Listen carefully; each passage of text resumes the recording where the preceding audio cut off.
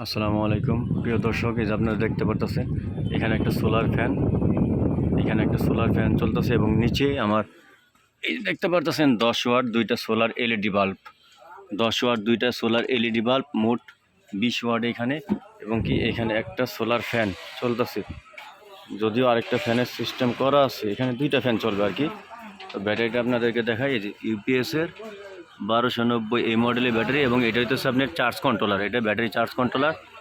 আপাতত একটা ফ্যান চলতেছে, কিন্তু এখানে দুইটা সিস্টেম করা আছে, পরবর্তীতে আপনারা আরেকটা যোগ করতে পারবেন ফ্যান। যেহেতু আমার কাছে ফ্যান এখন আর নাই, সেই জন্য আমি একটা ফ্যান দিয়ে ব্যাকআপ টাইমটা এটা টেস্ট করতেছি কতক্ষণ চলে।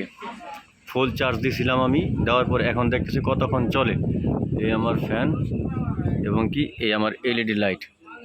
পরবর্তীতে আপনাদের বিস্তারিত জানাতে পারবো। মোটামুটি আমি 2 ঘন্টার উপরে এসে ব্যাকআপ দিছি, এখন আরও কতক্ষণ চলে সেটা দেখার বিষয়।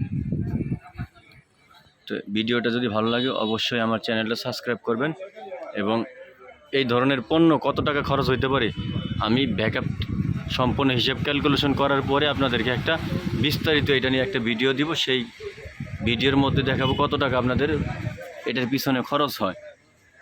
একটা চার্জার ফ্যান কিনবেন 5,000 5,500 টাকা দিয়ে, সেই ফ্যানটা দেখা যায় 2 ঘন্টা 1.5 ঘন্টা চলার পরে আবার 6 মাস চলার পর আবার ব্যাটারি ব্যাকআপ মানে ব্যাটারি চেঞ্জ করা লাগে। তো এটা দিয়ে দেখি ইনশাল্লাহ কি করা যায়, কতক্ষণ চলে। যদি 8 8 থেকে 10 ঘন্টা পাই, বা যদি 6 ঘন্টাও পাই আমি দুইটা লাইট সহ, তাহলে এটা আমি মার্কেটে আনার চিন্তা ভাবনা করবো আর একটু মডিফাই করে। ইনশাল্লাহ ভালো থাকবেন সবাই। আসসালামু আলাইকুম।